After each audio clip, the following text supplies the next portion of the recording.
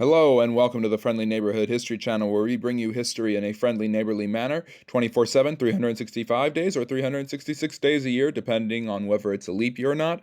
And today I am going to be reacting to my Hot Takes, Volume 2, where I take a controversial historical take that I have given in a short that's only 15 seconds, and I explicate more on it, and I give more details and background. So if you're interested in social sciences, history, and the like, consider liking and subscribing and enjoying this video, giving comments and feedback and all of that. Anything helps this channel grow, and if you'd like to join, I've got a Patreon and of course this channel as well, so consider joining me there. But without further ado, I'm going to cut through all of the advertisements and everything and self-promotion. Again, if you like this content, like and subscribe and all of that great stuff, and I will be sharing with you some of my hot takes, and I will be explaining my hot takes and agreeing or disagreeing with, well, myself basically.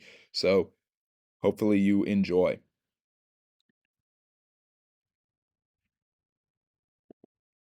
So here's my most recent. I'm going to be doing 11 to 20. I already did like the first 10 hot takes. So this is going to be a list of other hot takes. So I hope you really enjoy it. And yeah, they're only 15 seconds long. And I'm going to try to pause them before the video actually flips to the next one because we're on a playlist here. But yeah, check out that playlist of hot takes if you're interested in hearing just the controversial opinions. And if you enjoy hearing me defend or reject them or explain them like I'll be doing here, then like and subscribe. Here's a historical hot take. Rome's greatest feature was not its vast militaries, its large lands, or its great economy, but its infrastructure, particularly its roads, which connected the military, the economy, and the society of the Romans, keeping the Pax Romana intact for centuries. So, this historical hot take was seen by many as not a historical hot take at all. A lot of people know about how great Rome's roads were, and indeed, not all roads led to Rome during the height of its power, especially its infrastructural power, but all roads led to main highways which could get you to Rome, and there were Roman roads all throughout much of Europe. I mean, many of the ancient English roads you can still find in the UK were built by the Romans. So, obviously, everybody knows about the impact of the Roman roads, but for an empire that is valued for its military prowess, its economic prosperity, and its strong political structure, first its republic and then its empire, Roman roads and infrastructure don't get the love and attention that they deserve. So this is a hot take I have to stand by because it's true and it's interesting, and it's one that doesn't seem like a hot take. It doesn't seem like a controversial opinion because everybody kind of agrees about the nature of Rome's roads, but we can't exaggerate or overstate the importance of Rome's infrastructure. Its roads, its buildings, its bridges, its aqueducts, all of that were huge. Rome wouldn't have had the military, political, or economic success that it had. There wouldn't have been a Pax Romana. There wouldn't have been a cohesive Roman Empire dominating the ancient world without its roads and infrastructure. Here's a historical hot take. The greatest benefactor of the collapse of the Ottoman Empire in the early 20th century was the Muslim world itself. The Arabs, who had chafed under the Ottomans, rebelled during World War I, and with the help of the British, eventually gained their full independence under the Saud family in 1932, claiming much riches and oil.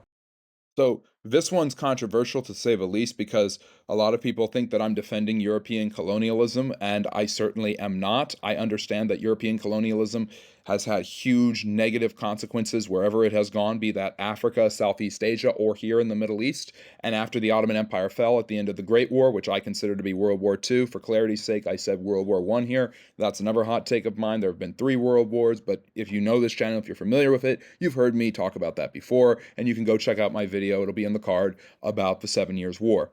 But basically, what I'm saying here is that independent, powerful countries in the Middle East arose because of the fall of the Ottoman Empire. The Arab world had chafed under the Ottomans, who were Turks, for a long time, and there had been continual fights between Sunnis and Shiites, like the Safavids versus the Ottomans throughout the 16th and 17th centuries. Muhammad Ali, not the boxer, but the original ruler, basically kind of the George Washington, if you will, of Egypt, had led an independence movement in which he had gained semi-autonomy from the Ottomans, only to be swallowed up by the British. So the colonialism of the Europeans wasn't a great thing, but getting out from under the regime of the Ottomans was absolutely crucial for Middle Easterners, Arabs, and other Muslims during the early 20th century after their collapse at the end of the Great War. So I stand by this one as well. Here's a historical hot take. The fall of Saigon, a reunification day, which occurred 50 years ago today, in which North Vietnam entered and captured Saigon, renaming it Ho Chi Minh City, and overthrew the South Vietnamese government. Reunifying the country was the best thing that had happened for Vietnam, as a united entity has flourished economically. Yeah, this one, I'm sorry about the music being too loud. I should probably go back and change that and redo the hot take, and that's because I'm standing by this hot take. The truth of the matter is, yes, Vietnam, the South Vietnamese suffered under the communist government, but a country is better when it's united. It has all its resources, and its shared culture can continue, and that has definitely been the fate of the Vietnamese, especially as they've adopted a more globalistic approach to economics rather than an isolationist communist one. In the last 30 years, Vietnam has flourished economically, become one of the major trading partners of its former rival, the United States, and that's with the fall of Saigon already happening, Ho Chi Minh City, the South Vietnamese being punished in terrible ways. I'm not saying that communism was necessarily good for Vietnam, but being a united country was obviously good for the Vietnamese, so I'm standing by this one as well. Sorry that the music's too loud, but you can never go wrong playing John Fogerty. You can never go wrong playing Creedence Clearwater Revival when you think about the Vietnam War and all the cultural upheaval that it caused the Americans in the 60s and 70s. Here's a historical hot take. The Central Powers were bound to lose World War I due to the fact that Germany did not have as many African colonies as France and Great Britain, and Austria-Hungary, Bulgaria, and the Ottoman Turks were in decline compared to Russia, France, Great Britain, and especially the United States. This one isn't that much of a hot take, so in some ways I'm going to back off of calling it a hot take, but it should be obvious to anyone who studied history that this is actually true. People who have studied history in depth acknowledge this, and it's a credit to the greatness of the German Empire under Kaiser Wilhelm II that Germany did as well as it did in what I consider to be World War II, because Austria-Hungary was in a declining state compared to France, Great Britain, even Russia. Russia easily handled Austria-Hungary and Turkey, the Ottomans, during the war, and won huge significant victories against both of them, which helped destabilize that Arab Muslim world, which I was talking about before. And the Austro-Hungarians never would have made it out of a war with Italy and Russia pushing on them without the Germans winning huge victories, thanks to Paul von Hindenburg. I think it was in Galicia against the Russians in 1915.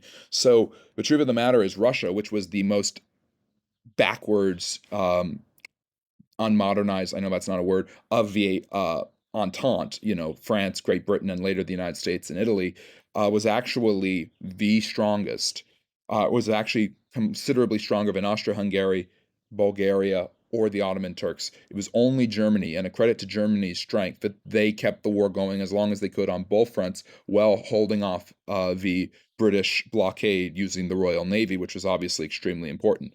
Germany bit off more than it could chew by unrestricted submarine warfare, which brought Argentina, China, Japan, and the United States into the war. But the fact that they held off for so long and almost won the war on several occasions is a testimony. The Central Powers never should have had a chance in winning this war against the Allies, and yet they got close, mainly because Germany carried the weight.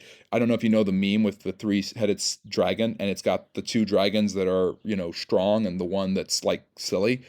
But this war was definitely Germany is the one lone strong dragon, while Austria-Hungary and Turkey are the weak dragons, and Russia would be the weak dragon for the Allies, with France and Great Britain being the strong ones. So the fact that the Imperial Germans did that well is a testament to how powerful they had become, how expansive their empire was, and all the resources they had, and the blood and iron of Bismarck and the bravado of Kaiser Wilhelm the First and Second really almost carried them over the finish line. But we all know what happened in the end. Here's a historical hot take. Napoleon. So we're halfway through, by the way. We're 5 hot takes in, and every single one of them I'm standing by so far, and this one is no exception. The third, the nephew of Napoleon Bonaparte, who ruled France as its emperor from 1852 to 1871, was an underrated and great ruler who was always compared to his uncle Napoleon, but France was peaceful, prosperous, and stable during his reign. Napoleon III can't catch a break. He's the nephew of Napoleon, so he is militarily compared to the greatest general who ever lived, his uncle. The son of Louis Bonaparte, whose own son Napoleon, who would have been Napoleon IV, died before he could take over.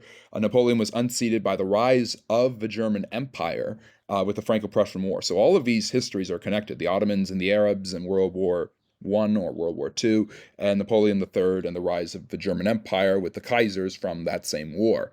But basically, there's a theme going on here. The Vietnamese one isn't as much connected, but whatever. So, yeah, truth of the matter is I'm standing by this one because Napoleon III is an exceptionally cool person. I mean, France became wealthy, prosperous. It built its overseas empire, which involved the colonization of Africa and Southeast Asia. That ramped up under Napoleon III. He set the bedrock for that, which the French Republic, I think it's the Third Republic, they've had so many republics, was able to sustain until the German invasion, the Nazi invasion. Um, in the 1940s. But basically, Napoleon the Third is a really fascinating guy. He made France wealthy. He stabilized them after a period of chaotic revolution in 1848 and ruled for 20 years. And France was peaceful and prosperous and extremely important in not just European but world affairs. It was only after the Franco-Prussian War, when he was captured, that the French had another revolution in the 19th century, a third one then, and their fourth overall in just 80 years. And he was kind of seen as mid, but he's actually an extremely successful ruler in his own right, and kind of typifies what a European monarch or emperor looked like in the 19th century, working with the French Parliament, but also having this regality and imperialistic attitude about him. It's a fascinating character. So all 5 of my hot takes, I'm standing by. So we're halfway through. It's 10 hot takes per volume. Go check out the first one. There'll be a card for that as well, where I did my first 10 hot takes for the playlist. Here's a historical hot take. Daylight savings time, invented by the U.S. to help ration time, believe it or not, during World War I, is a totally useless system that never really did any good. And there's a good reason to get rid of it, and a lot of people want it out anyways. Maybe not a hot take. See, I even admit this is not a hot take. So we've got 6 in a row that I'm agreeing with, but 2 of them are not hot takes. This one and the one about I forget which one. Boy, short-term memory loss. For a historian, that's bad. But anyways, this is just kind of to inform you where daylight savings time came from. It was this idea of rationing coal, so you don't use heaters, you don't use electric lights, you don't use things like that, so that you can ration it for America in the first or second, depending on your opinion, World War in 1917 to 1918. And so it was all about the rationing of a total war system. You got propaganda here. We can learn a lot about ourselves and our cultures through history. It's really never been about saving daylight, but saving energy, and that's where it comes from. And I don't think anyone will really disagree. So it's not a hot take at all. That it's not that it's worthless. But now you know the reason why. So here's a historical hot take. The Ottoman Empire is the most underrated empire in history and deserves a seat at the table with the Romans, the Mongols, and the British, being extraordinarily successful, expansive, powerful, cruel, yet extremely effective both in wartime and in peace. So the Ottoman Empire, it's hard to think of an empire that gets more underrated. They were huge, they were expansive, they were the Islamic Caliphate, they destroyed the Byzantine Empire, they united most of the Sunni Muslim world for centuries. Um, and the Middle East has become, and I said it was important for those peoples to gain their independence in another hot take. This hot take doesn't contradict it. But the Middle East has never been the same since the fall of the Ottoman Empire. They controlled southeastern Europe. They gave us the legend of Vlad the Impaler, who becomes the inspiration for Count Dracula. The Greek nationality is based on their resistance to the Turks. They became the bane and the major foe of the Russians, which is why the Russians to this day want Crimea. So, and because of their destruction of Constantinople and the Byzantine Empire in 1453, the Europeans, not wanting to work with Muslims, decided to go westward and find other routes, like around the Cape of Good Hope, Cape of Good Hope at the bottom of Africa, to get to India and China, and then Columbus decided to go westward. So the Ottomans change everything. They're huge, they're expansive, they have a large percentage of the world's population, they are a constant threat to Christian Europe, they are a constant threat to the Safavids in the east, and they are in total control of the Maghreb and North Africa for centuries. You can't say enough about the Ottoman Empire, the magnificence of their building and economy, their control of Mediterranean sea trade, the brilliant rulers they had like Suleiman the Magnificent and Mehmet II. They don't get the love they deserve. And maybe that's because the Mongols conquered so much. The Romans are this historic ancient empire. Alexander did it so quickly with his empire. And the British controlled the largest percentage of the world's population ever. Just over a quarter of people were part of the British sphere in the by the time of the early 1900s. But the Ottomans had been there before and had dominated I think they're like fourth or fifth on the all-time population or land mass rate. Their empire is huge, effective, and powerful and rich. So never sleep on the Ottomans. So I'm agreeing with this hot take. So you've got two that really aren't hot takes, or seven in, and I'm agreeing with all of the opinions so far. But then again, it's me. But my point is that as a historian, as anyone who studies history is a historian, your perspectives change. You develop things, and people ask for explanations when I do a 14-second video where I talk too fast. So I slow down, I go back, and I explain. So that's what I'm doing here. Yes, I'm agreeing with myself, but I'm also adding nuance and perspective that hopefully you can appreciate. And if you do appreciate it, smash the like button, get notified, all of that great stuff, subscribe, yada yada. Here's a historical hot take. Benjamin Franklin, a self-made man, a celebrity of the 18th century, and a popular writer with excellent philosophical ideas and quips, was the greatest of the founding fathers of the American experiment. So this one, I think I'm out taking a nature walk. This is before I cut my hair. This one I don't agree with, and so maybe that was a good setup for context. This hot take I do not agree with. Maybe I didn't even agree with it at the time. I think I did, but just recently studying Madison and Washington for my president's videos, just the impact of James Madison creating the constitutional system almost by himself without Jefferson's help, and Washington being the man who made the presidency, those are two founding fathers I just have to put over Franklin, so I don't agree with this hot take anymore. Here's a historical hot take. Henry VII is the most underrated king in English history. The winner of the War of the Roses, he united the Lancastrian and Yorkist sides, and as the Winter King came from total obscurity to take the English throne and successfully hold on to it, making his kingdom powerful, strong, and successful, and very wealthy. Yeah, oops, I skipped ahead to the next video. I wasn't able to talk too much about the wealth, but Henry VII just basically grabbed the hold of the throne, used taxation and his vassals to accumulate as much wealth as possible, and then was as much of a skinflint as he could be in order to secure England's wealth. And he used part of that wealth to start employing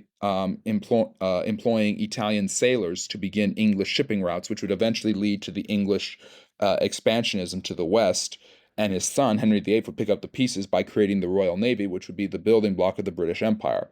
So Henry VII was lambasted by his son, Henry VIII, but was actually an extremely powerful monarch. His father was an illegitimate child. He had very little claim to the English throne, yet comes out of nowhere with a small amount of soldiers, this Welsh guy with barely a connection to the Lancaster side, but totally thwarts and throttles King Richard III of the Yorks at the Battle of Bosworth Field in 1485, and that leads to him taking the throne and reigning for almost 25 years. England becomes wealthy, more prestigious, more settled, and he sets up a dynastic regime that will be the most important in English history. That's another hot take. The Tudors are the most important dynasty in English royal history, and I think with Henry VIII and Elizabeth I, it's hard to argue against that.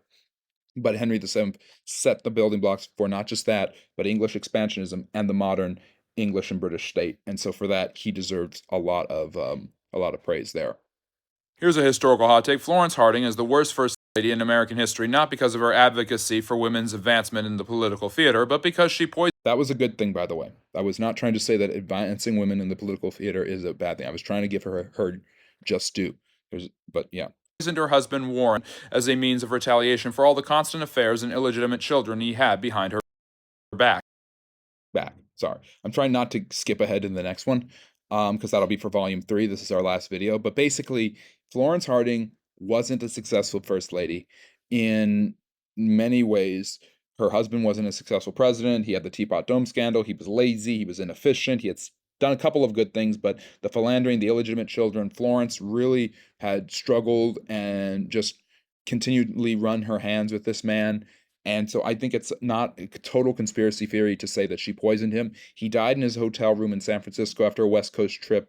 He was exhausted. She was in bed reading to him. He did not have his guards around, and because of his death, they created the Secret Service, by the way. At least, was it him? Or was it McKinley? One of those presidents. But basically, Warren Harding, the security for presidents ramped up after he died. He's the last Republican president to die in office, by the way. But I do think that it's very likely that Florence, sick and tired of him, poisoned him. And he just, because according to her, he seized up momentarily, had another heart attack, and died, and nobody else was witness to it. Kind of sus, if you ask me. I know it's a conspiracy theory, but if you poison the man who makes you first lady, that makes you the worst first lady. So this is a hot take that I'm kind of iffy about. But if it's true that she poisoned him, she is. It's not a hot take to say she's the worst first lady in history. But what I do with these hot takes and why I enjoy doing them is I give added context and historical information that hopefully draws people's attention. And now with this video, hopefully I've explained it and given you some more historical context there, and you've been able to learn something. And I really hope that you've enjoyed